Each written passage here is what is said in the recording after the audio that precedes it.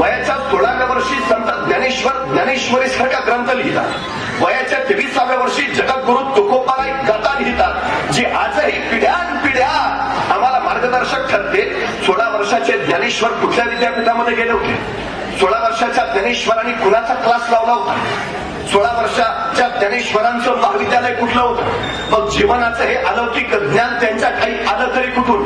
हा साधा प्रश्न आहे. त्या ज्ञानी याच्या ईश्वराला वाटलं या समाजाला प्रबोधित करावं, या समाजाला ज्ञानवंत करावं. ज्ञानोबा फिरू लागले, पण लोक ऐकेच ना.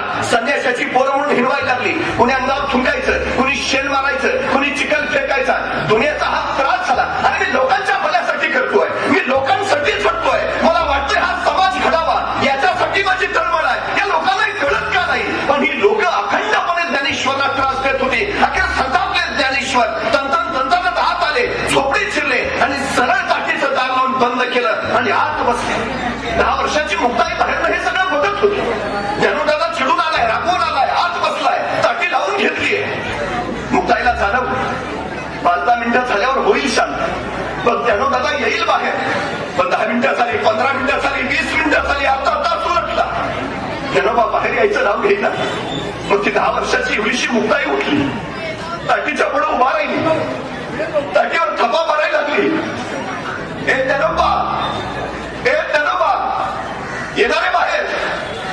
पण ज्ञानोबा आमचं 1 नाही 2 नाही. काही क्षण वाट बघितली, मुक्ताई परत मागायला गेली. अजून नाही शांत झाला. थोड्या वेळाने शांत झाला की ज्ञानोदादा येईल बाहेर. पुन्हा अर्धा तास केला, पण ज्ञानोबांचं बाहेर यायचं चिन्ह नाही. ती मुक्ताई परत ताटीपुढे गेली, थपा मारायला लागली. ए ज्ञानोदादा, ए ज्ञानोदादा, येणारे बाहेर. किती वेळ बसतो? बस झालं ना आता. ए ज्ञानोदादा, किती त्रास द्यायचा रे? ये ना बाहेर, केव्हाची वाट बघतीये. ए ज्ञानोदादा. पण ज्ञानोबांचं 1 नाही 2 नाही. आणखी 15-20 मिनिटं गेली. मुक्ताई परत आल्या, परत ताटीवर थपा मारू लागल्या. बस झालं ना रे आता. ए ज्ञानोदादा, ये ना बाहेर. पण ज्ञानोदादा बाहेर यायचं नाव घेईनात.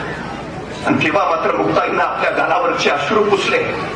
त्या ताटीपुढे ठामपणे उभा राहिली आणि आत असलेल्या ज्ञानोबांना सुनावू लागली. विश्वे रागे झाला वनी, संती सुखे व्हावे पाणी. तुम्ही तरुण विश्वतारा, ताटी उघडा ज्ञानेश्वरा.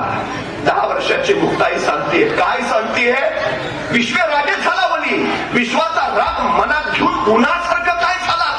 संती सुखे व्हावे पाणी, संतांनी कसा ती पाण्यासारखं निखळ आणि निर्मळ वाहतं असावं. तुम्ही तरुण विश्वतारा, तुम्हाला अजून स्वतःचा राग आवरता येत नाही. तुम्ही दुनिया काय आवरणार? आधी स्वतःला तारा आणि मग दुनिया तारायला बाहेर पडा. बस झालं ज्ञानेश्वरा.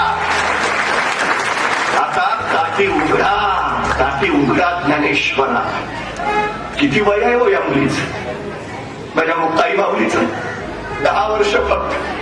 कुठल्या विद्यापीठाची? जीवनामध्ये संकट अडचणी येतच असतात, पण याला सामोरं जाताना सगळ्यात महत्वाची असते ती मनाची स्थिरता. या स्थिरतेचं तत्वज्ञान सांगणारी ही मुक्ताई फक्त 10 वर्षाची होती. कुठून आलंय? हे आलं तिच्या आई वडिलांकडून, हे आलं तिच्या आजी आजोबांकडून. हे पिढ्यानपिढ्यांचं संचित आमच्या मुलांमध्ये उतरत असतं. पोरांनी थोर व्हावं यासाठी थोरांनी अल्पकाळ पोर व्हावं लागतं.